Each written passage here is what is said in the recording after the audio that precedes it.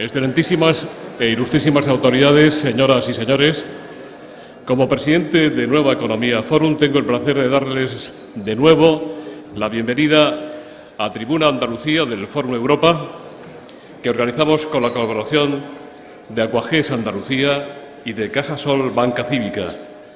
Tengo el placer de saludarles en nombre de don Marcos Contreras, vicepresidente de esta entidad, que está con nosotros en la mesa, y de don Braulio Medel, presidente de Aquagés. Hoy tenemos el enorme placer de comenzar nuestras actividades de este nuevo año con el alcalde de la ciudad de Málaga, don Francisco de la Torre. La tribuna es suya.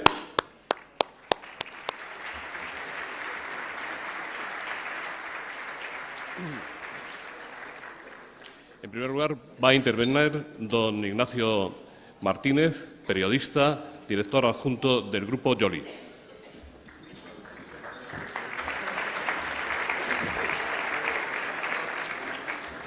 Buenos días, señoras y señores, queridos amigos. Es un placer para mí dirigirme a ustedes para presentar a una persona que aprecio y a cuya trayectoria he seguido con interés y cercanía en los últimos 13 años.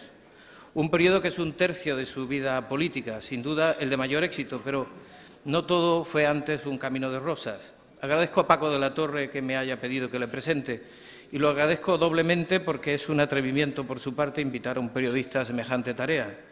Ya saben ustedes que los periodistas tenemos una fatal tendencia a la crítica y los periodistas estamos siempre de guardia. Después de 11 años en la alcaldía, Francisco de la Torre consiguió el pasado mes de mayo una mayoría absoluta aplastante en las elecciones municipales. Si hacemos un balance, estoy seguro que cada uno de nosotros tendrá su particular catálogo de aciertos. Yo apuntaré 3. 1. Bajo su mandato se ha transformado profundamente el centro histórico de Málaga, que ha multiplicado su atractivo turístico. Nadie discute que la peatonalización, la rehabilitación de viviendas, de inmuebles, la modernización de comercios han puesto el centro de moda. En segundo lugar, el logro del Museo Carmen Thyssen, situado precisamente en el casco histórico. Una marca de prestigio, una buena colección, excelentes exposiciones temporales, un empeño personal de nuestro conferenciante conseguido en disputa con otras ciudades, dicho sea sin ánimo de señalar.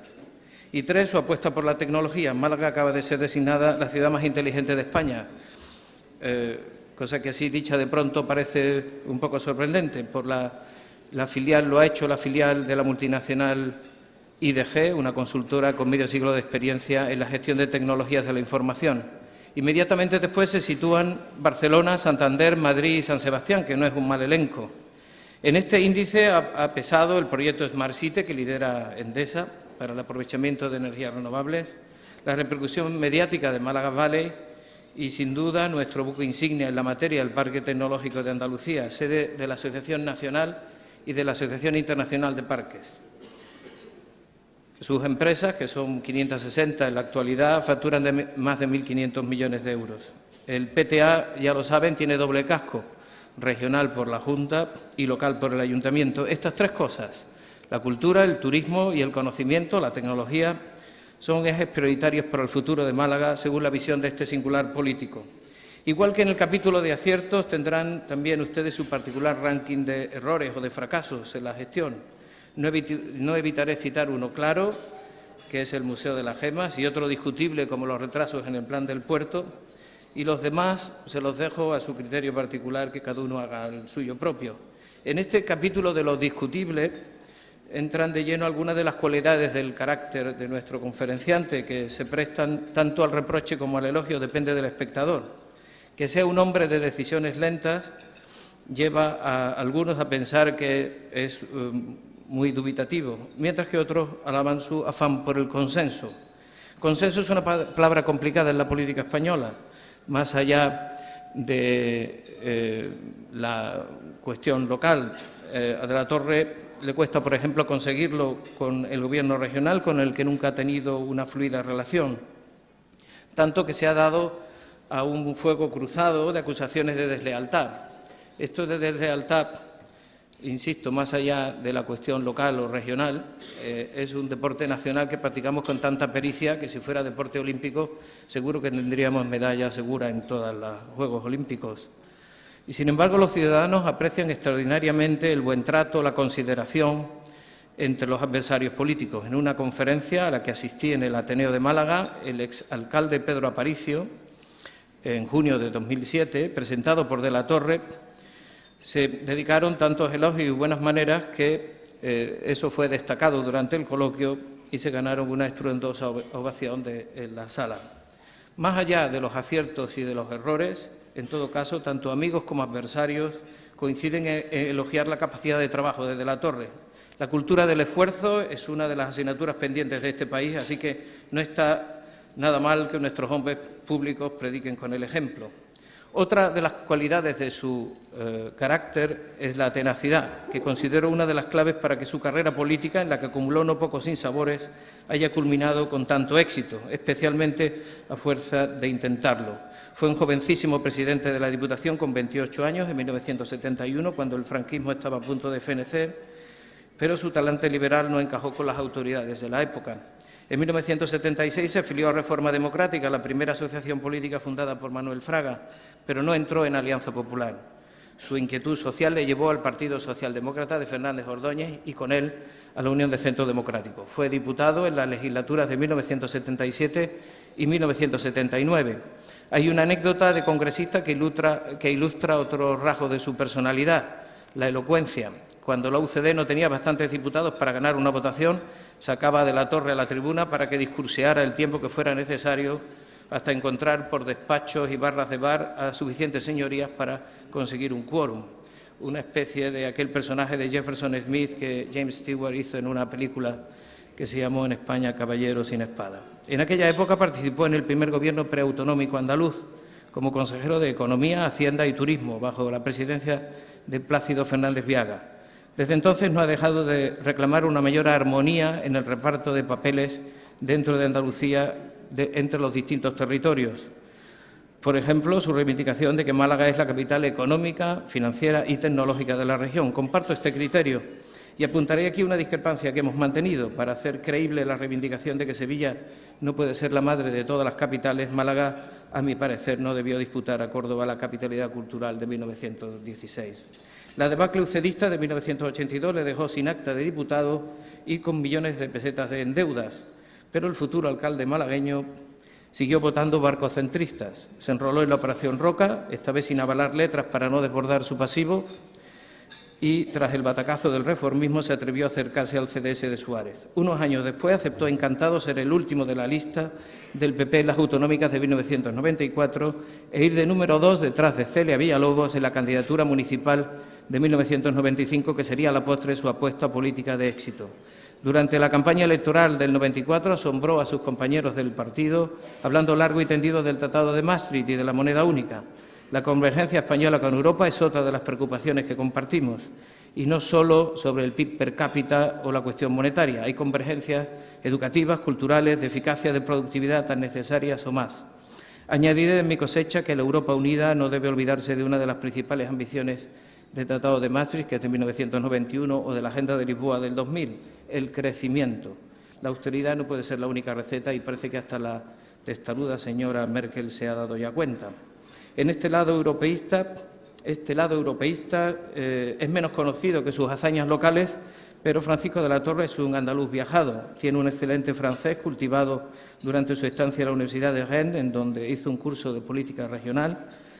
Y aunque por su porte y maneras más bien podría ser calificado como un caballero británico, incluso como político tiene una rara virtud: está siempre disponible para los periodistas, llueve o ventee, una cualidad anglosajona o nórdica nada común en los políticos latinos. Se educó en los Maristas de Málaga y después estudió ingeniero agrónomo y sociología en el Madrid de los años 60. En el Colegio Mayor Pío XII, fundado por el cardenal Herrera Oria, coincidió con futuros dirigentes políticos de todas las tendencias, incluso con el expresidente del PNV, Javier Arzallus. Es doctor ingeniero, lo que marca su carácter sin la menor duda.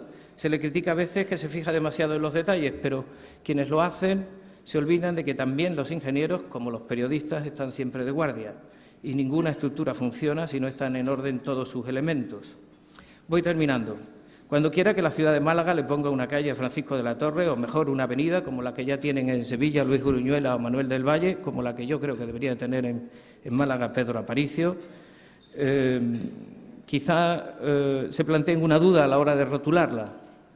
Personalmente creo que Francisco de la Torre sería demasiado simple. Yo elegiría entre llamarla alcalde Francisco de la Torre o ingeniero de la Torre Prados para seguir la tradición de la saga familiar por la avenida que desde 1971 lleva el nombre de su padre. Y ya que cito a de la Torre Acosta, creo que debo añadir que fue uno de los fundadores de la Asociación de Amigos de la Universidad de Málaga que promovió que hubiera una universidad en esta ciudad. Pasión y proyecto en el que se involucró muy pronto su hijo. Solo añadiré que ese hijo, como alcalde, le ha dado categoría a esta ciudad. Es un placer para mí dejarles en la interesante compañía de Francisco de la Torre. Gracias por su atención, querido Paco.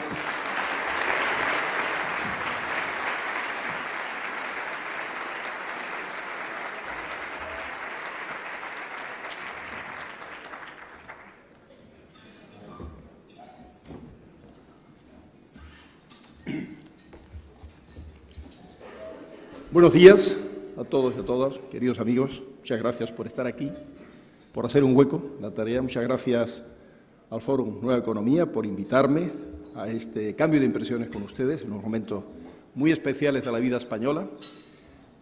Y muchísimas gracias, querido Ignacio, por esas palabras tan amables, tan cariñosas, que me han llegado al corazón, porque has sabido llenarlas también de emotividad y de aspectos singulares y personales que me han gratamente sorprendido. Pero, evidentemente, están llenas de afecto, de amistad y son, por tanto, exageradas en todo lo que ha tenido de elogio y acertadas en lo que han tenido de leve crítica.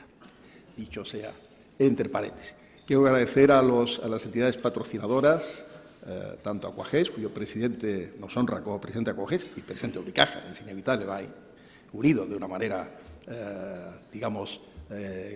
permanente, su presencia aquí, que Cajasol, igual que al vicepresidente Cajasol, entidades que patrocinan este foro. Saludo muy especialmente a la vicepresidenta primera del Congreso, al presidente de la Diputación, a la delegada de la Junta de Andalucía, mis compañeros de corporación aquí presentes, distintos grupos políticos, portavoces de todos los grupos políticos, al presidente de la Cámara de Comercio, al presidente de los empresarios malagueños, a los cónsules que aquí nos acompañan, los parlamentarios andaluces aquí presentes, senadores, diputados, vicepresidente de Unicaja también, director del PTA. Queridos amigos, a todos y cada uno de ustedes tendría casi que mencionarles, porque todos aportan y todos son ustedes además protagonistas, de alguna forma, si me permiten, utilizando ese nombre de un programa que me viene a la memoria al empezar estas palabras, de un programa de radio.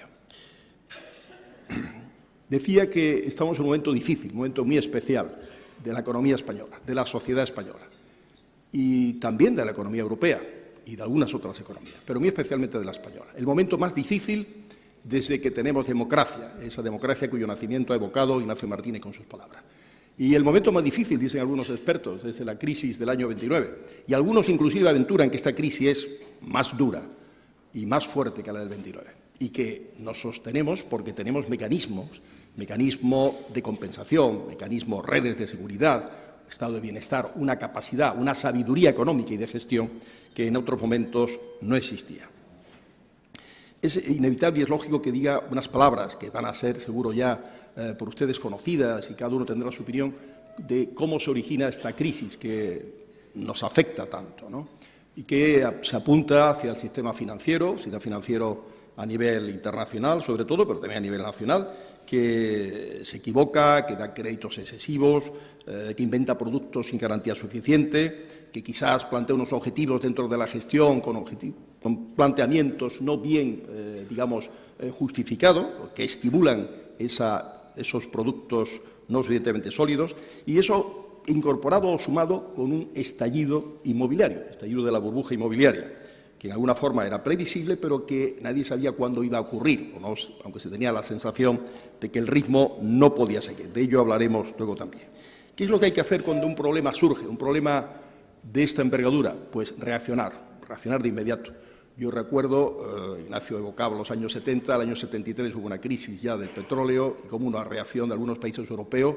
Entonces no había la capacidad europea como conjunto de marcar políticas, etcétera, pero países como Países Bajos, Holanda fue enormemente rápida y eficaz en la respuesta a aquella crisis, ¿no?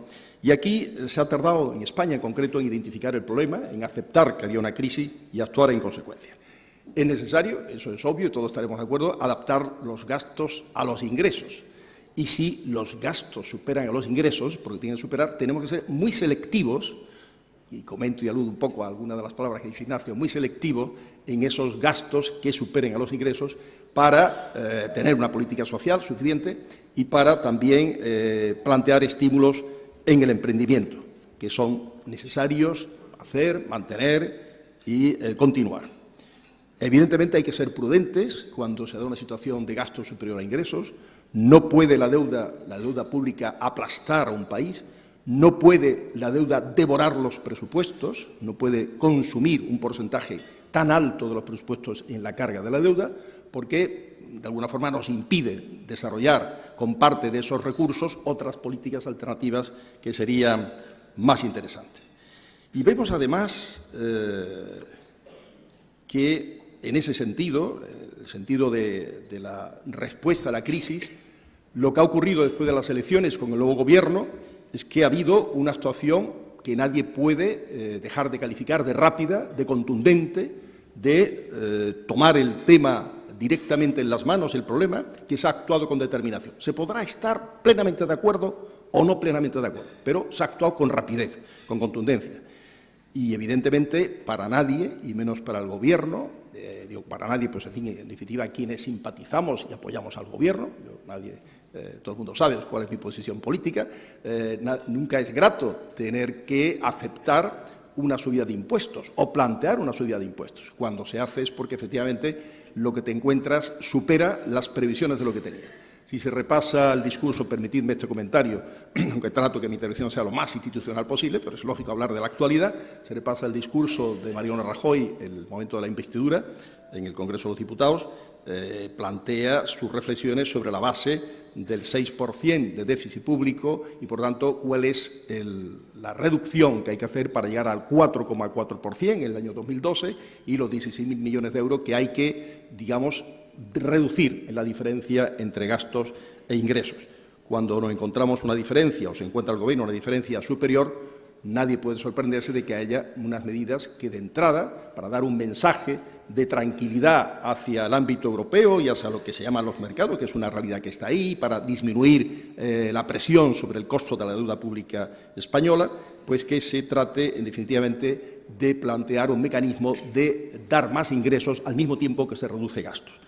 Y nadie puede negar que en ese planteamiento el Gobierno ha hecho una política, yo creo que hay que calificarla, es el momento de hacerlo, solidaria, de pedir más a los que ganan más o a los que más tienen, y tanto la subida en renta de capital es progresiva, más pagan los que tienen más renta de capital, y es además un esfuerzo que gravita más en proporción sobre la renta de capital que sobre renta de persona física, aunque en valor absoluto sea más la cifra de renta de persona física, pero tiene más importancia en el esquema de ingresos este impuesto, mucha más importancia que renta per capital, del capital, y en personas físicas pues es muy progresivo también la subida que se plantea, siendo temporal, por otra parte, el compromiso son 2 años, y supone, por tanto, de eso no hay ninguna duda, un esfuerzo que se pide a aquellos que pueden hacerlo, siempre con sacrificio, a favor de aquellos quienes ganan menos, que tienen menos o que dependen, digamos, del sostenimiento de la red de estado de bienestar, sean los parados, esos casi 5 millones de parados, sean los pensionistas, población creciente en estos últimos años también, y donde nos hemos encontrado además que es el primer año en 13 años que la Seguridad Social, el 2011, cierra con un ligero déficit, pero con un déficit cuando en los últimos años se ha ido cerrando siempre con superávit. Son datos que están ahí y que no hay que olvidar. Y vemos que, haciendo ese análisis también, que dentro de la zona euro, donde estamos, la moneda única europea, hay países que han sabido resistir la crisis mejor que otros, que inclusive han sido capaces de evolucionar bajando la tasa de paro. Ahí está Alemania, ahí está Austria, ahí está Dinamarca, Holanda, Suecia, Finlandia, y que otros países, el caso de los países mediterráneos, muy especialmente España, han evolucionado con un crecimiento muy fuerte del paro y con un crecimiento muy fuerte de la deuda pública que prácticamente en 4 años se duplica en términos absolutos, por tanto también en términos de porcentaje del PIB. Lo que es evidente, queridos amigos, y algo apuntaba también el presentador en sus palabras, es que no basta con converger en moneda. La unión monetaria tenía que ir acompañada, fue acompañada, pero no fueron cumplidos luego las normas y las reglas, por una disciplina en materia presupuestaria y por una convergencia en materia política fiscal, una convergencia en productividad, tema muy importante sobre el cual volveré esta mañana, una competencia en calidad en el funcionamiento, en calidad en los productos, una convergencia en educación y en formación y una convergencia en impulso al emprendimiento. Si no nos igualamos en esos criterios, en esos objetivos, no vamos a estar sólidos, no vamos a estar bien los que nos quedemos por debajo en esos objetivos, en esos indicadores. Y estarán más sólidos y sacarán mejor partido del mercado común europeo, de la Unión Europea, aunque también sufran, porque no cabe duda que los interrogantes que ha creado y crea la situación de Grecia, en alguna medida Portugal, pero sobre todo Grecia, y una situación de vértigo planteada sobre si sale o no sale del euro, cómo se hace el rescate de Grecia, cómo se plantea el cumplimiento por parte de Grecia de las medidas de ajuste necesarias, etcétera, son interrogantes que no afectan solo a Grecia, afectan a toda Europa. Por lo tanto, tenemos que ser, y en ese camino, las reuniones que se están planteando y los objetivos de la próxima reunión, del 30 de enero, al final de enero, serán muy importantes, porque yo creo que ahí van a salir medidas que nos van a obligar a todos, o nos van a ayudar a todos al mismo tiempo, pongámonos las dos formas de expresarnos, a ir cumpliendo en esa convergencia que he comentado y que me parece que es básica y fundamental para que efectivamente la unión monetaria sea un éxito. Es una realidad, es una necesidad, pero tiene que estar acompañada de todas esas medidas, evidentemente. Nadie duda, hablando de subida de impuestos, que una subida de impuestos supone un freno en el consumo privado, al menos. Supone una mayor capacidad de equilibrio en el ámbito presupuestario público, pero en el consumo, que es muy importante, en el crecimiento de la renta, el crecimiento del país, en la demanda, pues se crea, no cabe duda, un freno. Y eso hay que compensarlo. Y es lo que el Gobierno anunció en el propio discurso de investidura, de medidas a lo largo del mes de enero, del primer trimestre, conforme se fueran conociendo la situación, conforme también las pautas de la política europea, que va a ser crucial para mí estos primeras semanas de decisiones a nivel europeo, vayan marcando los derroteros y nos permitan ver hasta qué punto, estimo yo, metiéndome en lo que son reflexiones del Gobierno, y que no tengo por qué conocer, ni conozco, evidentemente, el ajuste tiene que ser más o menos duro según nos permita el nuevo marco europeo que se deduzca de esas reuniones que he estado antes comentando. Pero la reforma laboral y la reforma financiera son dos planteamientos inevitables que están ahí detrás para crear un nuevo marco de estímulo a la actividad económica y que compense lo que de freno tiene la subida de impuestos recientemente producida, ¿no? Creo que en el campo de la reforma laboral hay noticias bastante positivas. Yo espero que se llegue a unas conclusiones de consenso entre el ámbito empresarial y el ámbito sindical y sean buenas noticias, noticias realistas, noticias que permitan que no haya freno en la creación de trabajo, de empleo, ni en la iniciativa económica como consecuencia de que nuestro marco laboral sea peor, digamos, en ese sentido que otro. Hablaría luego un poco de los indicadores también que el Foro de Davos nos ofrece y no son los más estimulantes para la creación de empleo el marco de legislación laboral española en esta materia. Y recuerdo cómo en la primera charla que tuve el honor de dar ante este mismo, o parecido auditorio al menos, pero en el marco del Foro de Nueva Economía me refería al Foro de Davos de aquel momento y cómo estábamos en un indicador número 30 y tanto, 33, y cómo hemos retrocedido algunos puestos en ese indicador general de competitividad de España en el mundo. ¿Qué es necesario, por otra parte, realizar en paralelo y además de lo que hemos comentado de reforma laboral y reforma financiera? Reforma financiera, por cierto, un tema de los que aquí presentes, está el vicepresidente de Caja Cívica y el presidente de Unicaja, nada menos, pueden hablar con mucha más autoridad que yo, pero que es evidente que tiene que pasar por realización de activos inmobiliarios, por posibles procesos de fusiones, han sido protagonistas a entidades, de una u otra manera de procesos de integración y de fusiones, etcétera, fortalecer el sistema financiero y sobre todo conseguir que el sistema financiero dé los créditos atienda a los créditos que el sistema económico demande. Pueda darlos, evidentemente, ¿no? Y para eso, pues, el Banco Central Europeo debe ayudar, evidentemente, y las medidas internas que se puedan hacer de cada entidad y del propio Gobierno estimulando esa línea de trabajo. Pero es un tema complejo donde, oyendo a las entidades financieras, se está haciendo lo que hay que hacer y es un sistema que hay que procurar que sea fuerte y sólido porque es esencial para el país, y oyendo al mundo empresarial parece que esperan más del sistema financiero de lo que hasta ahora el sistema financiero ha sido capaz de ofrecer al mundo empresarial en estos momentos. Dicho esto, en términos de máximo respeto y equilibrio hacia una y otra posición, quiero decirles a ustedes que además de estas ideas, me parece fundamental y esencial que a nivel español, y hablaré algo un poco a nivel Málaga, pensemos en la educación y en la formación profesional, como auténticos pilares sobre los cuales hay que construir un país sano, un país competitivo, un país capaz justamente de, en etapa de crisis o de no crisis, ser siempre ganador, ser siempre un país de bandera, un país en vanguardia. No podemos ser los primeros, como somos, en la, digamos, tasa de matriculación en enseñanza primaria. Somos número 2 a nivel mundial, número 3 en matriculación secundaria y, sin embargo, ser de los últimos en la calidad de educación en matemáticas, en lengua, en ciencias, tener exactamente en el Foro Davos el 111 en calidad de la educación en matemática y ciencia. No es coherente, no es lógico. Y eso es un lastre enorme que tiene este país, el no haber hecho en materia de educación a lo largo de estos años de democracia las necesarias reformas y los necesarios pactos de estados y de sociedad para que tuviéramos una educación auténticamente de prestigio, como tienen países como, por ejemplo, Finlandia o Corea del Sur, países que no tienen más razón que la voluntad clara de una sociedad de decir voy hacia adelante por ese camino y hacerlo. Finlandia, dicen los expertos, que tiene mucho que ver con la necesidad de cobrar peso su personalidad frente al dominio sueco por un lado y al dominio ruso por otro.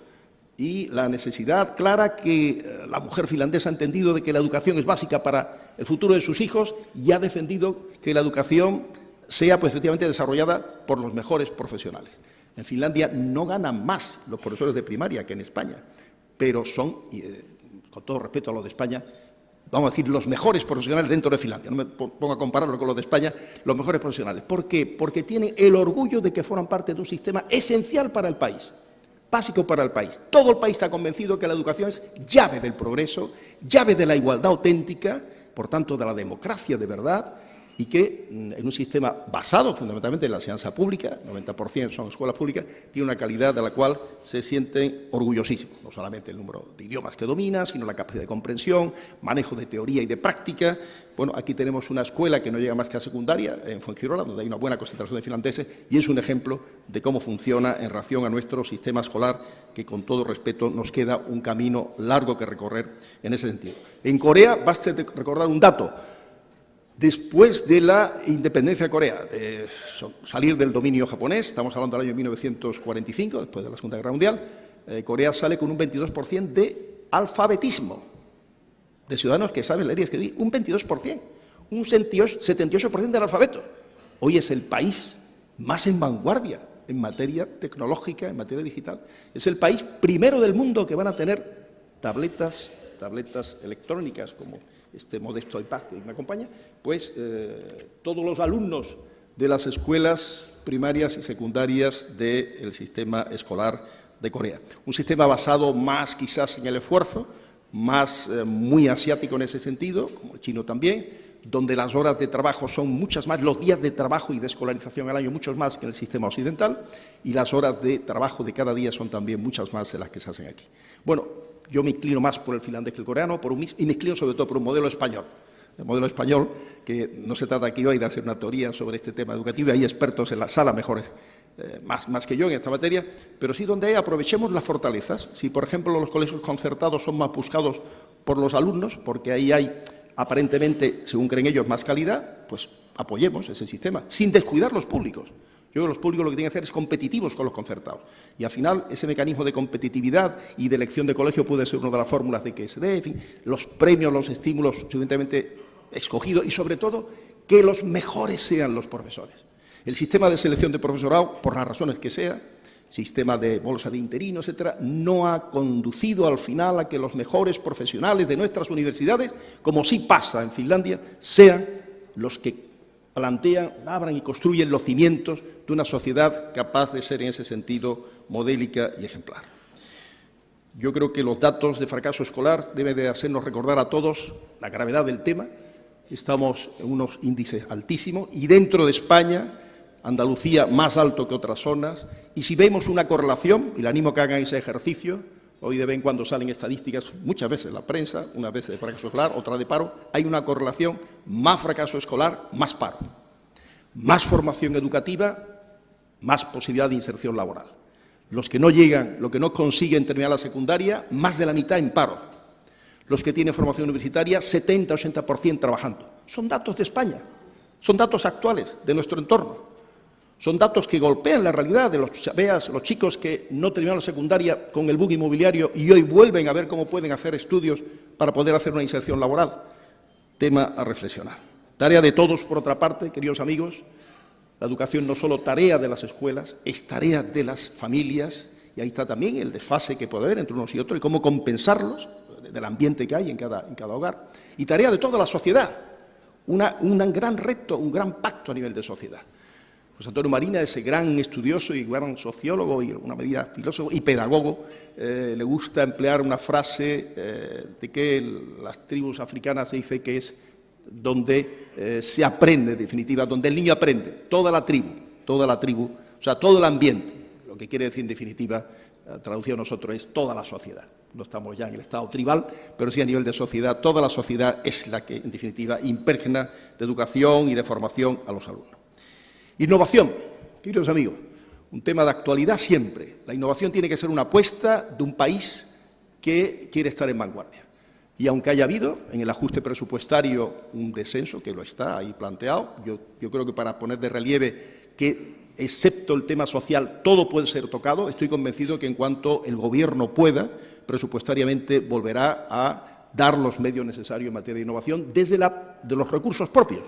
Y utilizar inteligentemente los fondos europeos, que van a seguir existiendo en el marco comunitario 2014-2020, fondos abundantes para innovación, y que lo que tenemos que hacer es tener una estrategia clara a nivel de Estado, a nivel autonómico y a nivel local, y sobre todo a nivel empresarial, para utilizar esos fondos de innovación de una manera inteligente, de tal manera que no nos hagamos dependientes del fondo público.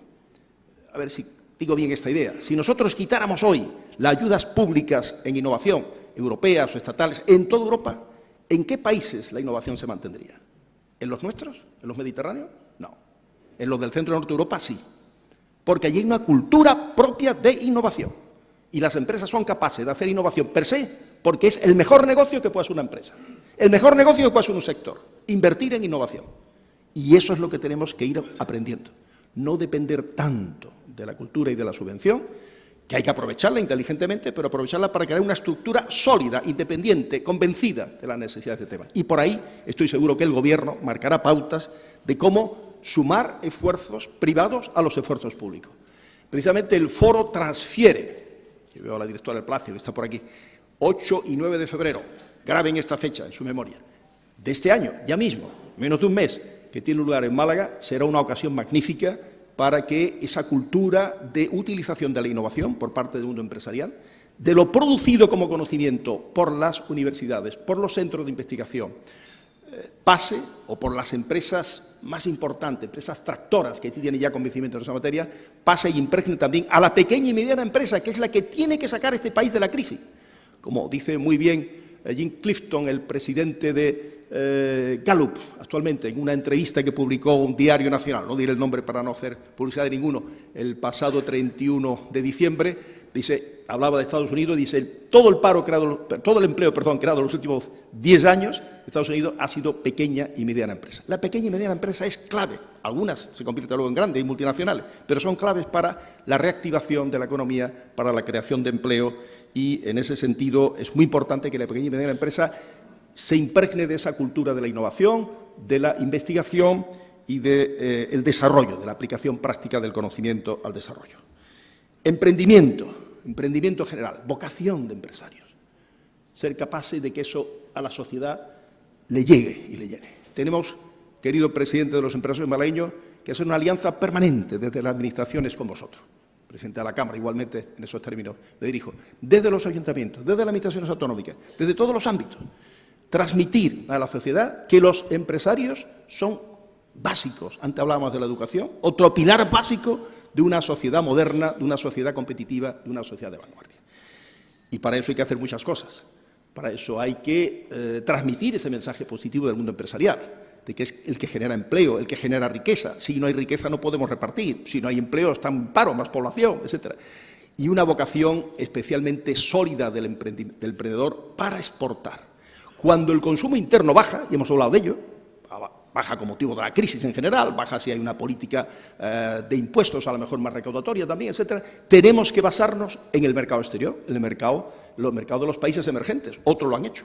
Nosotros estamos haciéndolo ahora. En estos meses últimos España ha cambiado un poco el signo y ha sido capaz de mantener su cuota de mercado exterior en el mundo, pero en los últimos 8 años, 7 años ha bajado del 1,9 al 1,7 aproximadamente, pero estamos en el 1,7% de todo el comercio exterior del mundo, que es bastante, manteniéndolo en los últimos meses, lo cual significa un cierto esfuerzo, porque la necesidad obliga, pero tenemos que plantearnos no como respuesta a un problema, sino como una estrategia estructural permanente, como hace Alemania o como hace Holanda, que tiene una vocación exportadora de siempre, y para ello no es su mercado, su país, no solo el mercado Europa, el mercado es el mundo.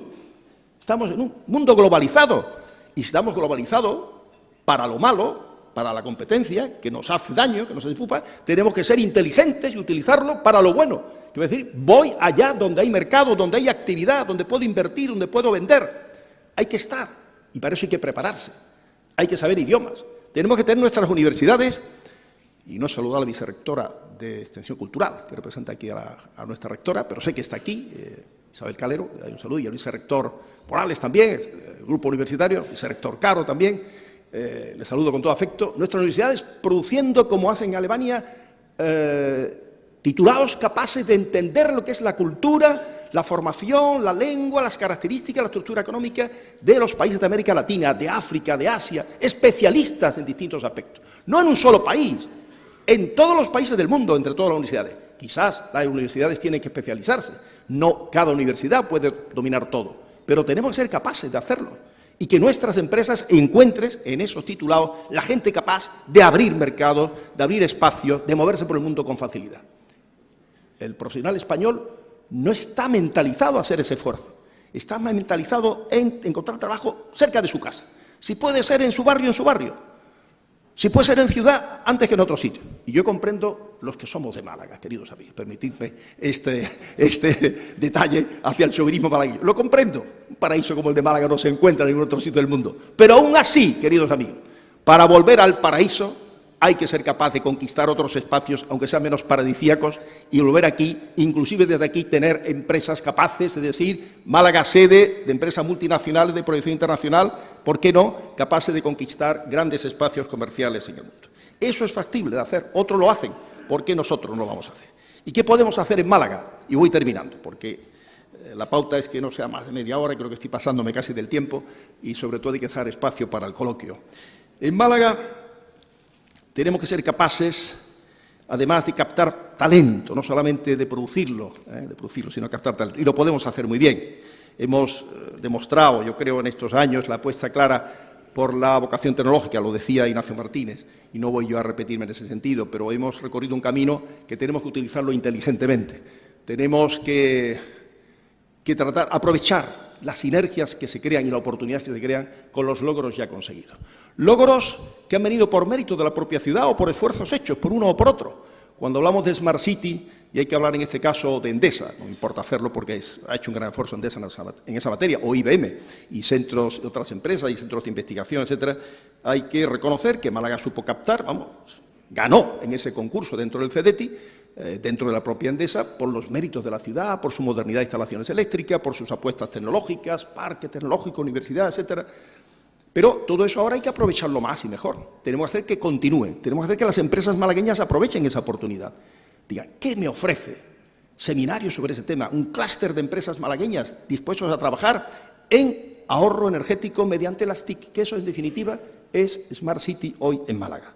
Es una gran oportunidad que hay que hacer, igual que Send2All, el programa con los japoneses de Nedo y Mitsubishi, será otra oportunidad interesantísima con vehículos eléctricos, etcétera. ¿Por qué no el mundo empresarial nuestro puede ya posicionarse y ver qué podemos producir de cara a ese abanico empresarial y de futuro de apuesta por el vehículo eléctrico que se abre ante el mundo, con todos los interrogantes y dificultades que tiene, ¿no?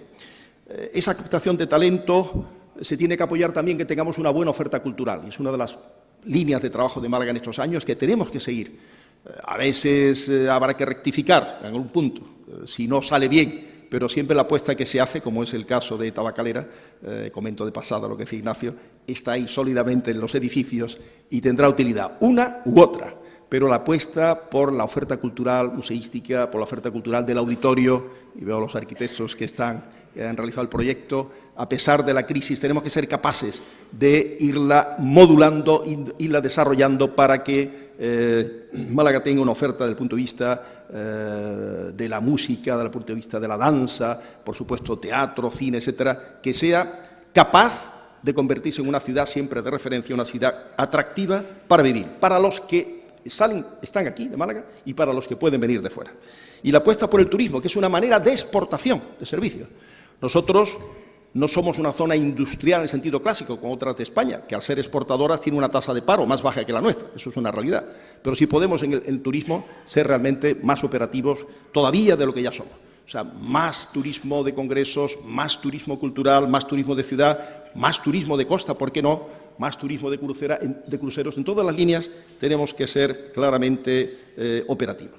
En materia empresarial, cuanto antes hablaba de esas imágenes negativas que a veces del mundo empresarial han existido, lo que tenemos que evitar es que se dé en los centros de enseñanza mensajes como los que tengo aquí, los traigo porque son a veces difíciles de entender y de comprender que sea cierto esa cuestión, pero sí, hay libros de texto en los manuales de ciudadanía, de educación para la ciudadanía, que hablan de concepto empresarial en una fórmula siglo XIX. Y hoy estamos en el siglo XXI, queridos amigos. Y no podemos dejar que nuestros niños en las escuelas lean o oigan que se necesita que los obreros adquieran conciencia de clase y se organicen revolucionariamente, es decir, que comprendan que solo recuperarán su dignidad como hombres y trabajadores cuando acaben con el capitalismo como estructura social opresora. Yo, queridos amigos, creo que hoy lo que hay que hablar es, esto es textual, el libro de la editorial Madraba. Tenemos que conseguir que, por el contrario, se vea, como antes decía, que el mundo empresarial es un mundo difícil, abierto a todos, no es un mundo cerrado, yo no lo veo así, sino que un autónomo puede llegar a empresario, un trabajador por cuenta ajena puede ser autónomo. O sea, tiene que haber una permeabilidad absoluta y completa y total. Y eso tenemos que compartirlo todos, absolutamente todos, desde todos los ámbitos de la sociedad para que, y si en Málaga nos adelantamos a ello, eso llevaremos ganado. Eso ya habremos ganado. Algo del tema inmobiliario, tengo que decir, y termino ya. Durante estos años de crisis de la burbuja inmobiliaria, del sector inmobiliario, se ha demonizado mucho el tema de la construcción, el tema inmobiliario. Y es evidente que no se puede repetir esos errores, producidos en gran medida, esto es un tema muy interesante para un debate, para una... que es el movimiento especulativo que se crea en el tema de los inmuebles, cuando los valores van creciendo. Y entonces no se compra el bien en plan finalista para ser usado, sino se compra el bien para ser vendido el bien pocos meses después y ganar de paso una cantidad más o menos importante, según esté el mercado. Eso al final acaba mal siempre, acaba mal siempre. Y eso se repite en España, esta la vez ha sido más importante, pero no es la primera vez. Ha habido ya 2 o 3 casos anteriores. ¿Cómo podemos actuar para que eso no esté? ¿Hacer que solamente compren los finalistas? Puede ser, una norma en ese sentido, pero ¿se puede poner esos límites al mercado en su intención especulativa si vuelve a hacerse? ¿Que haya más sector de alquiler y menos en proporción de venta? No tenemos un 15% de nuestro enorme parque de vivienda solo en alquiler, un 15%.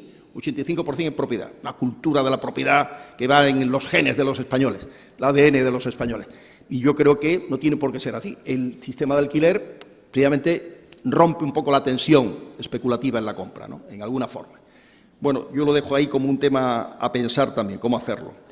Y creo que fórmulas como las que se plantearon desde el Instituto de Práctica Empresarial, con una plataforma que con el nombre muy expresivo de Spanish Homes Network, o sea, trabajemos juntos y conectemos la oferta de viviendas españolas para residentes extranjeros, que cuando estalló el tema inmobiliario de la crisis lo plantearon y que no ha sabido plantearse, no ha encontrado el apoyo adecuado desde el punto de vista institucional para salir adelante. Me permití ayer llamar al promotor de esta idea, Marcial Bellido, para estar al día de esta cuestión, porque podía surgir en el coloquio, la información primera que le hiciera. Creo que es importante que ese tipo de cuestiones salga adelante. Eso hubiera liberado en parte de los activos que tiene el sistema financiero, si se hubiera hecho una plataforma conjunta, porque yo creo que el sistema financiero al final, y en parte es humano, ha hecho cada uno su plataforma propia para vender los activos que se han ido por razones lógicas de evitar que haya situación de concurso de acreedores y de caída del sistema de promoción, y se han quedado con activos muy importantes que están ahí como un cierto lastre dentro del propio sistema financiero, ¿no? Entonces, esa fórmula era imaginativa, era práctica, es una pena no haber podido ensayarla, a ver qué juego daba, cuántos miles de viviendas, con la garantía de la seguridad jurídica, que es fundamental, podían ser vendidas. Porque en ese sistema, y no quiero hacer propaganda de algo que además no está hoy operativo, era viviendas con licencia de obras, de acuerdo a plan general, viviendas con licencia de primera ocupación y garantía de que las virtudes o cualidades que decía la publicidad eran ciertas. Si decía vistas al mar, vistas al mar. Si decía a 10 kilómetros del puerto, a 10 kilómetros y no a 100, etcétera. Todos esos datos con una empresa de primera línea, de seriedad, de auditoría internacional, garantizando que todo eso fuera verdad. Eso cara a un mercado conmocionado por la inseguridad enorme que se ha creado fuera de España, con motivo de las miles, decenas de miles de viviendas que ahora sí parece que van a ser legalizadas, pero que en definitiva demuestran que algo ahí ha fallado y que ha afectado también gravemente a un tema, a un sector que tiene su importancia, que no tiene que volver a ser un factor desestabilizador como lo ha sido de la economía nuestra, depender mucho de ella y luego caer estrepitosamente. La caída ha sido de 50 y tantas mil viviendas visadas, pues, a menos de 1000 en el último año, pero sí un factor de estabilidad.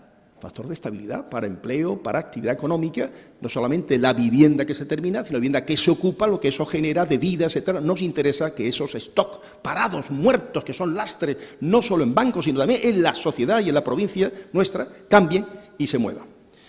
Y por último, buena gobernanza, queridos amigos.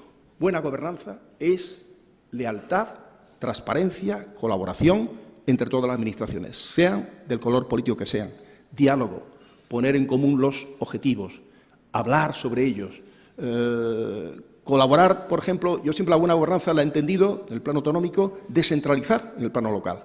Creo que si se avanza en ese camino, seremos más eficaces, demostraremos esa necesaria respuesta que tenemos que dar al proceso autonómico, que está para mí incompleto, y que, aún sin esperar a esa descentralización, debe ser cuanto antes instalada de una manera clara en nuestro país, en Andalucía muy especialmente, pero en todos los ámbitos del país, entre ayuntamientos y autonomía, entre autonomías y gobierno, porque la tarea que hoy nos convoca, la tarea inmensa de recuperar la economía española, nos debe de llamar a todos a ese compromiso de buena gobernanza, de gobierno al servicio del ciudadano ante todo, y no de ninguna estrategia de partido, lo digo con claridad, al servicio del ciudadano, que es lo que debe de ser valorado, y con seguridad que el ciudadano valorará más que nada si nos ve en esa línea de trabajo clarísimamente.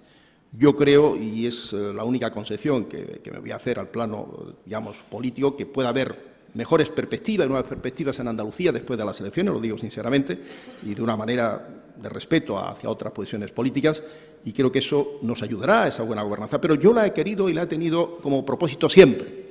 Gobierne quien gobierne en el ámbito andaluz, desde el ámbito nuestro, municipal, hemos querido siempre tener y hemos tenido la mano tendida de la colaboración para búsqueda de soluciones en cada momento.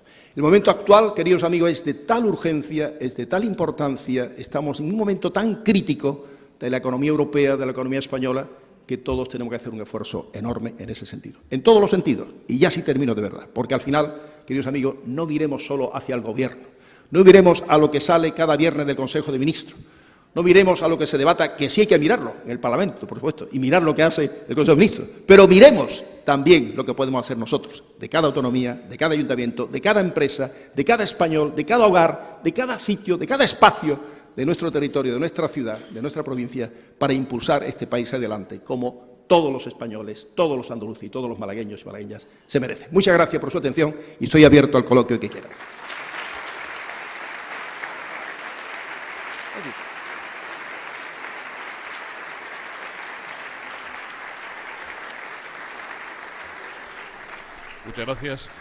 Muchas gracias, señor alcalde. Empiezo ya con las preguntas. Desde Europa Press dicen, ha mencionado las medidas económicas del nuevo Gobierno. ¿Qué influencia van a tener en Málaga? ¿Qué proyecto o qué proyectos son sus principales reivindicaciones al Gobierno de Rajoy? ¿Aprovechará usted la convención regional del Partido Popular para hacer peticiones a los ministros presentes? Alicia San Cristóbal, en este mismo tema, le pregunta qué espera del Gobierno nacional en su conjunto y para Málaga en concreto. ¿Cree que Mariano Rajoy vendrá este domingo a Málaga y saldrá aquí de su sorprendente silencio de estos días? Bien, yo creo que con mi intervención algo he respondido de lo que espero del Gobierno. El Gobierno lo que espero y deseo sobre todo es que acierte, pero he dicho que no es solo tarea del Gobierno, sino de todos, en la recuperación económica de este país. Ha residido España en una situación realmente mala, desde el punto de vista del equilibrio presupuestario, desde el punto de vista de cifra de paro, de equilibrio de la seguridad social, etcétera, y lo que nos importa es que todo eso cambie. Si eso se produce, diríamos, todas las provincias, todas las ciudades recibimos la mejor respuesta posible.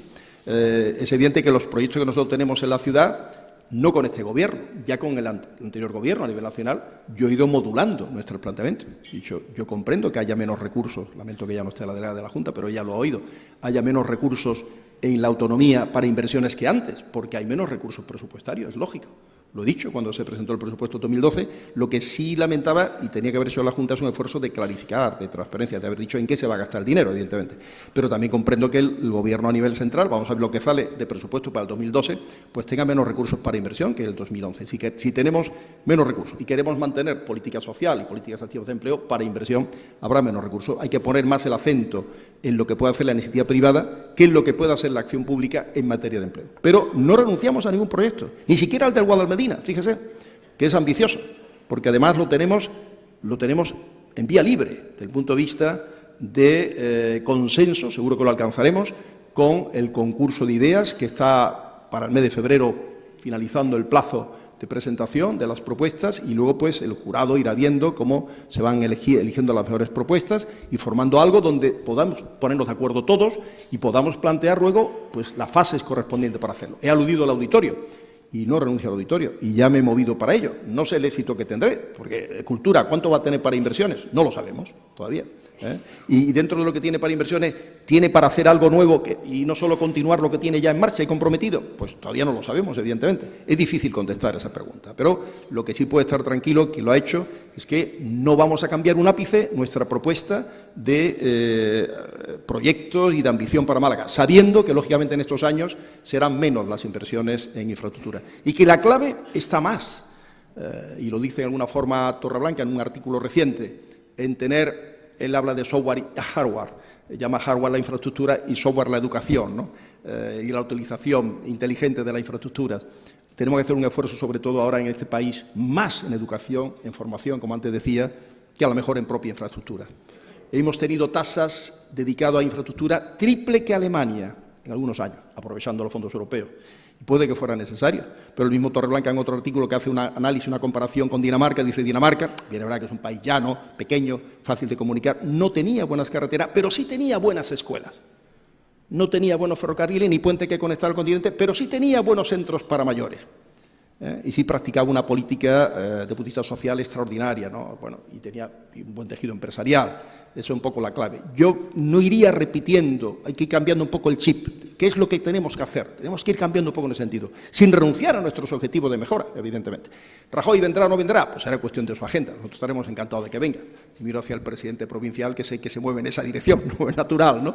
En cualquier caso, con Rajoy o sin Rajoy, la convención será importante y se va a hablar de los temas andaluces. desde el punto de vista del Partido Popular, desde el punto de vista de una reflexión que trataremos que sea más allá del ámbito, si quieren, del propio partido, que interese a toda Andalucía, como natural, y estaremos encantados de que Mariano Rajoy pueda venir. Porque lo que importa en este tema a veces mitificamos la persona. Es bueno que Mariano Rajoy hable, explique, etcétera, pero lo que importa es que el gobierno colegiado, explique. Y el gobierno está explicando y ha explicado las cosas. Lo ha explicado el señor Montoro, lo ha explicado la vicepresidenta, Soledad Santamaría, etcétera, de Santamaría, y la explicación a mí me valen tanto la de uno como la de otro. Llegará el momento en que Rajoy, faltaría más, seguro que en Congreso, fuera del Congreso, explique, transmita, comente. Puede que Rajoy necesite un tiempo, no lo sé, encantado de que venga y que hable todo lo que quiera y pueda el próximo domingo, un tiempo todavía de contactos con Europa, porque este mes de enero y esta reunión del 30 de enero es muy importante, y ese marco que se va a definir. Entonces, los pronunciamientos públicos del presidente del Gobierno español tiene que medirlo mucho, a lo mejor, de cara a la interpretación que se puede hacer en esas propias reuniones europeas, ¿no? Y fortalecer su posición dentro de tener una relación al más alto nivel con Alemania y con Francia, como es natural. Adelante. Gracias, señor alcalde. Le ruego que en las sucesivas respuestas sean los mayores. ¿Cuántas hay? Para yo adaptarme al número. Hay muchas. Venga, seré brevísimo. Nieves Egea, de la cadena SER. ¿Comparte usted la decisión del Gobierno de Rajoy de subir el IBI y cómo repercutirá este incremento en las familias malagueñas? Lola Castaño dice: el Gobierno ha anunciado una subida del IBI que repercute directamente en las relaciones con los ciudadanos por parte de su ayuntamiento. ¿Cómo lo va a trasladar el ayuntamiento a los malagueños? ¿O estudiará usted una posible rebaja, como planea hacer la presidenta de Madrid, con respecto al tramo autonómico del IRPF? Bien, no tiene que ver una cosa con otra, lo de Madrid puede que sea, con todo respeto a la presidenta de Madrid, que justamente al tener un planteamiento el Estado de tener más ingresos de IRPF, y eso repercute por vía transferencia, por la cesta de impuestos, en los ingresos que tiene la comunidad autónoma del impuesto que ingresa al Estado, pueda permitirse bajar parte de su impuesto porque le compensa sobradamente lo que recibe además del Estado. El tema, yo creo que tiene esa posible financiación y es legítimo, además, y es normal. Si las cuentas le salen, puede perfectamente hacerlo. Yo lo interpreto en clave puramente numérica y no en clave política, como algunos han querido interpretar el tema de la presidenta de Madrid. Tema del IBI, que es distinto de la cuestión. Pero lo primero que hay que recordar es que nosotros, que hemos tenido una revisión catastral año 2008, llevamos el 9, el 10, el 11 y el 12 con unas bonificaciones potestativas que hemos hecho, extraordinaria. No conozco ningún otro ayuntamiento hasta ahora que lo haya hecho. Es posible que lo haya, pero hasta ahora no nos hemos encontrado ninguno, que ha permitido que los malagueños mantengan en su bolsillo más de 100 millones de euros, en la suma de los 4 años, al no haber aplicado nosotros los incrementos de valor catastral que, como saben ustedes, hacen a lo largo de 10 años, la diferencia entre el valor inicial y el valor, digamos, de la nueva valoración, valga la redundancia, que sea. Nosotros hemos hecho esa bonificación, hemos hecho increcimiento cero el 10 y el 11, IPC el 9 e IPC el año 12. Vamos a estudiar cómo se hace, cómo se aplicaría este tema del IBI, que saben ustedes que en el caso de Málaga, para los ciudadanos tiene la ventaja, permítame este comentario así, de interpretando el Gobierno, que aquí hay, efectivamente, en términos generales, dice, hombre, se ha hecho la revisión en tal año, pues en Málaga le corresponde el 4% y no el 10%, si se hubiera hecho una revisión hace más tiempo. Por lo tanto, primera ventaja, Málaga tiene un tratamiento en tema de posible subida del IBI, inferior a de otros, porque está contándose con que hay una adaptación de valor que no hemos aplicado. Aprovecho la pregunta para dejar claro esa enorme ventaja, que estamos contentísimos de que sea así. No tenemos ninguna pena. Estamos contentísimos porque hemos jugado claramente esa opción, sabiendo que manteníamos, como hemos mantenido, un equilibrio presupuestario, hemos ido pagando a proveedores en menos tiempo cada año, ya ganando a Alemania, como decía en el debate de Estados Unidos hace poco, y ganando a Suecia en 34 días con el registro central de facturas. Voy a tratar de ser breve y termino, porque el tema es muy sugestivo. Lo que quiero decir, en definitiva, es que si lo aplicamos, lo que haremos, y lógicamente tenemos que hacer las consultas con el Ministerio, con la FEN, etcétera, es hacer un fondo finalista de aplicación a política social y políticas activas de empleo. Eso es lo que queda como compromiso claro. De tal manera que, como este IBI, igual que en el caso de IRPF, es claramente, si me permite, progresivo, porque pagan, como saben ustedes, o sea, se incrementa el porcentaje, el censo de vivienda de mayor valor, de la mitad para arriba. De la mitad para abajo no hay afectación ninguna. De la mitad para arriba son los que sostendrían un fondo que tendría una finalidad solidaria, plenamente solidaria, porque así lo queremos plantear. Porque no necesitamos sacar de ahí para pagar a proveedores, o para pagar a Hacienda, o para pagar a Seguridad Social, porque ya lo venimos haciendo. Esa es la diferencia quizás con otros ayuntamientos. Joaquín Fernández, de la Asociación Empresarial de Agencias de Viajes de Andalucía, le pregunta cuál es su opinión y, por tanto, su postura ante la tasa turística que el Gobierno catalán ha instaurado en su territorio.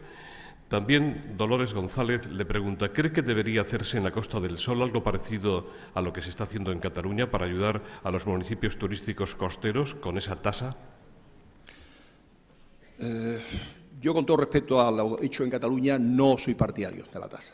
Creo que la competitividad tenemos que hacerlo por la calidad y por la promoción inteligente, y sumando recursos. Sí creo en que, y alguna vez lo he hablado con empresarios en general de Málaga y también del sector, que tenemos que hacer una mayor pedagogía de lo importante, igual que antes he hablado de innovación, de ese porcentaje para innovación que a las empresas tienen que dedicar, el porcentaje que en turismo tienen que dedicar para promoción conjunta, no solo lo que hace cada empresa, sino conjunta, de marca. La marca España es la más importante que tenemos, quede esto claro, pero la marca Costa del Sol es importantísima y es una marca que tenemos, lógicamente, que vender bien. Costa del Sol Málaga, Málaga Costa del Sol, como queramos unirlo, porque somos totalmente complementarios y nos consideramos parte de la ciudad de Málaga, de la Costa del Sol. En algún momento pues hemos dicho, y por qué no, capital de la Costa del Sol, con todo respeto a ciudades maravillosas como Marbella, Fuengirola, Torremolinos, Nerja, etcétera, que son un atractivo extraordinario. Creo que el camino está por ahí, en el esfuerzo que hagamos, sumando todo, pero no gravando, no encareciendo. Lo veo así. Y la calidad. No tenemos una calidad extraordinaria, que lo que tenemos es que ponerla en valor permanentemente. Antonio Rozas, en el asunto del Museo de Gemas parece que el Ayuntamiento es el que más ha puesto y el que más arriesga. Sin embargo, todo apunta a que este tema se puede convertir en piedra de toque para la oposición en el municipio. Si el día 18 de enero los promotores del museo no lo abren, ¿qué pasará? ¿Qué hará usted para salvar los muebles en este asunto? Más preguntas. Anunciación Lozano dice, una de sus propuestas de acción para Málaga es la promoción cultural de la ciudad con un proyecto que fue estrella, el Museo de Gemas en el espacio de Tabacalera. Los responsables de este museo han llegado a publicar un anuncio en la radio acusándole a usted directamente de incumplimiento de las condiciones pactadas. ¿Son excusas de mal pagador? ¿Puede explicar usted su versión de este conflicto y cuál es la situación actual? Cuando usted ha dicho que Tabacalera tendrá un uso u otro, ¿en qué alternativa está pensando? Vamos a ver, es un tema que con mucho gusto abordo, pero también lo hago con prudencia y delicadeza, porque no sé los avatares que pueda llevar este tema, donde terminaremos. Lo que sí tengo claro es que lo que hemos hecho de rehabilitación del edificio, eso está hecho para bien de la ciudad de Málaga. O sea, los 20 millones de euros que hemos gastado aproximadamente en la rehabilitación de la parte de Gemas, que son 18.000 metros cuadrados, casi 20 metros cuadrados, ahí están, como los 9-10 millones en el Museo del Automóvil, que es una realidad que está abierta y funcionando. Por tanto, hay un componente cultural muy importante en Tabacalera que antes no existía y hoy existe. Punto primero. Eso es un dato inequívoco que está ahí. Otra cuestión es, efectivamente, el compromiso que hemos mantenido y que hemos estado haciendo para que un proyecto importante o un objetivo cultural importante, yo quiero poner de relieve como el Parque de las Ciencias de Granada, que no es equivalente, pero se puede parecer en contenido a lo proyectado aquí en Málaga, en Tabacalera, cuesta hoy a la Administración autonómica 5 millones de euros cada año. Tiene unos ingresos de un gasto de 7 millones y pico, unos ingresos de 2,4, 2,5, unos 5 millones. Y nosotros hemos pretendido y pretendemos, con un coste bastante inferior para las finanzas públicas, en este caso locales, poder tener algo que inclusive superara al Parque de las Ciencias en alguna medida. Y pretendemos que sea así. Nosotros lo que quiero decir es que estamos cumpliendo nuestro compromiso, planteado en convenio, y si no se cumple por la otra parte, pues estamos a 10 de enero, el día 18 o 19 de enero, nosotros lo que plantearemos es la rescisión del contrato, lógicamente. Pero por ahora yo prefiero quedarme en que se pueda cumplir por la otra parte. Cuando se ha hecho esa campaña parece que no se tiene esa vocación de cumplir, o por lo menos se está queriendo poner como una especie de explicaciones y de críticas hacia la parte, digamos, municipal. Pero yo no voy a entrar ahora en contestarla, porque eso, si hay que contestarlo a lo mejor en otro plano, sea el plano jurídico, etcétera, prefiero hacerlo con la contundencia, la prudencia y y la certeza, digamos, en la expresión que corresponde a ese ámbito, al ámbito posible de debate jurídico. Pero, en cualquier caso, la rescisión del contrato y la recuperación de los edificios nosotros lo planteamos con total normalidad porque creemos que eso es un tema absolutamente rápido y fácil, que es un tema. Otra cosa es la reclamación de las cantidades que entendemos nosotros no estén justificadas en cuanto al gasto que haya habido, etcétera. Lógicamente vamos a defender, como hemos hecho hasta ahora, los intereses de la ciudad en un objetivo que es muy importante para la ciudad y que además muchos de los aquí presentes lo conocen como componentes y forman parte del Consejo Asesor de este proyecto y ahora mismo estamos defendiendo y seguiremos defendiendo los intereses de la ciudad en el futuro. Eso quiero dejarlo bien claro. Alfredo Cotanes le pregunta, el Partido Popular Nacional propone que cada competencia la desarrolle una administración. ¿Cuáles son las competencias impropias que el Ayuntamiento de Málaga debería dejar en manos de otras administraciones y cuáles son las competencias impropias que ejerce actualmente? Yo opino que ninguna tenemos que dejar en manos de otras administraciones. Quiero decir, lo que ocurre es que son impropias porque la estamos haciendo sin tener presupuesto oficialmente para ello, sin tener el mandato legal para ello, y lo estamos haciendo porque los ciudadanos nos lo piden y el hueco está ahí. Cuando nosotros hemos hecho política de rehabilitación de viviendas, y estaba Celia ya, entonces de alcaldesa, cuando iniciamos un impulso, ya empezó Aparicio, pero el gran impulso se le dio a partir del 95, y hemos seguido con impulso fortísimo, y hemos hecho cosas como barriadas para la Palmilla. Eso es un tema típico de política autonómica, típico. Es más, la autonomía recibe dinero especial que tiene Madrid, no solo el que le daba y le da cada año cuando le transfirió la competencia, sino el que cada año le da como un dinerillo, pero un dinerillo de muchos millones de euros, a cada autonomía para que refuercen la política en rehabilitación. A nosotros ni un euro nos ha llegado. A ese tipo de gobernanza a la que yo me refería antes. La gobernanza de decir, no, es que tenemos dinero para esto, alcalde, ayuntamiento, vamos a sumar esfuerzos, vamos a ver cómo lo hacemos, quién es el que mejor lo hace. Eso es lo que yo he echado en falta en estos años y espero que cambie en el futuro. Pues bien, rehabilitación de vivienda, tiene que hacerlo el ayuntamiento, aunque efectivamente no sea propio de nosotros. Política social completa, la política cultural, en gran medida, la política deportiva, la política de juventud, la política de igualdad, es típicamente municipal. Tenemos que reforzar ese ámbito porque nuestros ayuntamientos son los más débiles de Europa, los que peor podemos, por tanto, competir en la Europa de las ciudades. Y en la Europa de las ciudades tecnológicas, y recordaba Ignacio cómo Málaga está ya posicionada como número 1 dentro de las ciudades inteligentes y queremos seguir en esa línea, pues necesitas tener capacidad y acción. Y todo lo que estamos haciendo en esa materia es también impropio, pero lo hacemos con mucho gusto y seguiremos haciéndolo, evidentemente, como el programa PEFA, con los programas de formación y empleo, el estímulo a emprendedores, a los autónomos, el apoyo, todo eso son políticas que no son obligación nuestra, las activas de empleo, pero ¿cómo vamos a decir ahora que no hacemos las políticas activas de empleo, con lo que está cayendo de crisis económica? Lo que decimos es, queremos hacer lo nuestro y lo que hacen otros. Lo que pasa es que no me quedo sentado, no nos quedamos sentados hasta que se produzca ese tema. Estamos dispuestos a dialogar y a sumar esfuerzos, aunque siga en el ámbito autonómico, lo que debe pasar algún día al ámbito local y que desgraciadamente no pasó en su momento. Y gran parte del déficit público, no digo todo, por parte, está en ese centralismo equivocado que ha generado un gasto innecesario.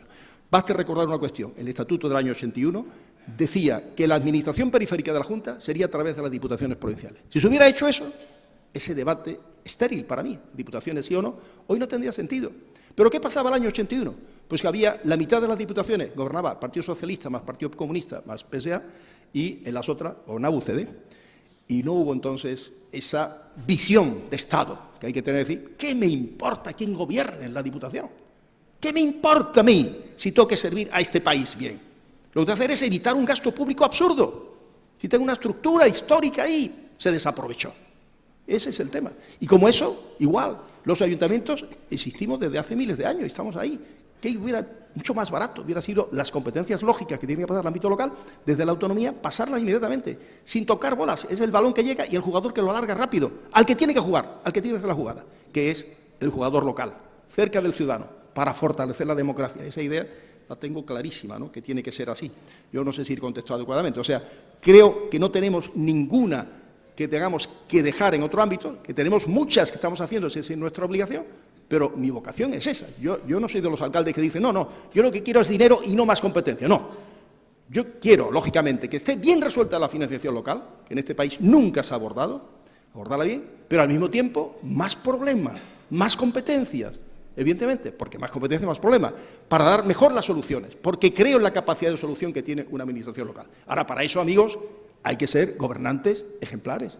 Lo que tenemos los ayuntamientos es que tener pues los niveles salariales que tiene que tener la Administración, me refiero a los funcionarios, el nivel de austeridad en los gastos que tiene que haber, la seriedad y la honestidad que tiene que haber buenos ejemplos de gobernanza. Si os dijera el nivel que tenemos de confianza en los políticos, y demás en los políticos en el foro de Davos, pues estamos mal. Bien, es verdad que eso lo da cada sociedad, hace su evaluación, pero en España el nivel hoy, y la mayoría son honrados, somos honrados, permitidme que lo diga así, pero hay unos pocos y que no puede haber ni uno que falle. Y esa es la gran responsabilidad de los partidos. En cuanto haya algún caso, pues evitarlo o procurar que no se dé, evidentemente, tiene que ser así. Eso es claro y natural. Pero lo digo porque tenemos que mejorar la imagen desde el punto de vista local para que la gente efectivamente confíe en que desde el ámbito local nosotros podemos hacer las cosas mejor que del ámbito autonómico porque estamos más cerca y porque podemos dialogar con la gente con una gran facilidad, mucho mejor que cualquier autoridad autonómica en una gran autonomía como es Andalucía. Antonio Sanz dice: ¿cree usted que los escándalos sobre la concesión de ERES fraudulentos son el último ejemplo de un régimen decadente y el anticipo de un cambio en Andalucía en las próximas elecciones? ¿Acerca a Javier Arenas a la Junta de Andalucía, a la presidencia de la Junta, y puede ser la puntilla de Chávez y Griñán el último escándalo sobre que parte del dinero de los ERES se usaba para comprar cocaína por parte de un alto funcionario de la Junta? Mire usted, yo he tenido palabras muy autoexigentes para los municipios. Imagínese lo que usted me está mencionando o transmitiendo de la pregunta de quién lo ha hecho sobre este tema autonómico, qué es lo que opino, ¿no? La absoluta, digamos, crítica y desprecio hacia esa forma de actuar, ¿no? Esa autoexigencia o exigencia en el plano de la política tiene que tenerse, lógicamente no se compadece con este tipo de actuación. Y yo diría que es la demostración de que en estos años en Andalucía, bueno, le ha faltado transparencia, ha faltado control, no se ha enterado para mí la Cámara de Cuentas de lo que estaba pasando. Algún día se sabrá cómo ha podido ocurrir esto. ¿Cómo ha podido ocurrir del fondo de reptiles? ¿Cómo ha podido ocurrir que se haya ido creando esa dinámica durante años? Porque ese director general que parece que utilizaba fondos públicos vía chofer para cocaína, tuvo 3 consejeros, me parece, 3 consejeros, y nadie se ha dado cuenta de eso. Es un tema sorprendente. Que eso facilite, yo sé, el Partido Popular yo creo que no necesita, lo digo sinceramente, para ganar las elecciones que existan ese tipo de casos. Lo que es evidente que el Partido Socialista le afecta. Al Partido Socialista le afecta y al candidato señor Griñán le afecta el que esto esté pasando, ya ha pasado, y cosas sigan pasando, ¿no? Parecidas a esta, no exactamente a lo mejor lo de la cocaína, pero en definitiva un desvío de fondos públicos y un mal control de los mismos, eso es una realidad que está ahí. Y, hombre, tendrá su precio, no cabe duda, lo lógico que tenga su precio desde el punto de vista electoral, ¿no? Pero el Partido Popular, yo creo hoy que se plantea como una alternativa per se, con sus ideas de renovación, con su apuesta. Las ideas que yo he estado comentando no son ideas personales mías. He tratado de darle un tono muy personal a mi charla, pero están impregnadas y están apoyadas, lógicamente, en ideas que están en el Partido Popular, ¿no? El emprendimiento, el apoyo a los emprendedores, la defensa de la educación como unos elementos clave, son apuestas clarísimas que Andalucía necesita y que el Partido Popular está hoy en mejores condiciones que el Partido Socialista, evidentemente. Señor alcalde, ¿aceptaría estar usted en un posible futuro gobierno de Javier Arenas? No por una razón. Yo a Javier Arenas tengo un aprecio grandísimo, es verdad que es así, lo digo sinceramente, y un respeto muy grande, una alta valoración como político que es, su apuesta clara por Andalucía por estos años, su esfuerzo, su apuesta en el sentido de que ha podido tener a nivel nacional por las responsabilidades que haya querido, se me permite que hable en esos términos, y él ha hecho una apuesta clara de ser quien pueda ser protagonista, digamos, líder del cambio, que en una sociedad democrática es bueno, y los ejemplos que antes decía de los ERES demuestran lo sano que es que tengan lugar cambios, al menos al cabo de 30 años, como de gobiernos socialistas en Andalucía. Pero, evidentemente, mi apuesta y mi compromiso con Málaga es incompatible con estar en un gobierno andaluz, de modo que yo colaboraré desde el plano del Ayuntamiento de Málaga, y cuando yo colaboraré, quede claro que es exigir y recordar los compromisos que Javier Arenas tiene con Málaga, y lo ha dicho muy claro, y le ayudaré a que cumpla sus compromisos y le ayudaré a que tenga la mejor política posible para Andalucía y para Málaga. Muchas gracias, señor alcalde. Muchas gracias, don Ignacio Martínez, director adjunto del Grupo de Olí, que le ha presentado. Y ya en nombre de las entidades que hacen posible esta tribuna de Andalucía, Cajasol, Banca Cívica y Aquagés Andalucía, el presidente de esta última, don Braulio Medel, va a despedir el acto. Muchas gracias. Unas breves palabras de agradecimiento, como bien decía el organizador, que es costumbre al final de estos actos pronunciar por parte de los patrocinadores. En nombre de ellos, nuestro agradecimiento, en primer lugar, naturalmente, al conferenciante, al alcalde de Málaga, don Francisco de la Torre, de quien yo creo que se puede decir con justicia, y utilizando alguna expresión que él ha dicho, se podrá estar más o menos de acuerdo con lo que diga, pero difícilmente defrauda cualquier exposición que haga. Yo creo que es buena prueba. He asistido a muchos actos organizados por el Fórum Nueva Economía y la capacidad de concurrencia que ha tenido este de hoy no es habitual. Yo creo que eso responde a un interés por escuchar al alcalde de Málaga en cosas que tengan que ver con la ciudad y en cosas que no tienen que ver con la ciudad, como han sido la primera parte de sus reflexiones. Gracias, naturalmente, a todos ustedes por su presencia y nuestra satisfacción por colaborar con el Foro de Nueva Economía, que después de muchos años de una buena y fecunda trayectoria en Madrid, decidió hace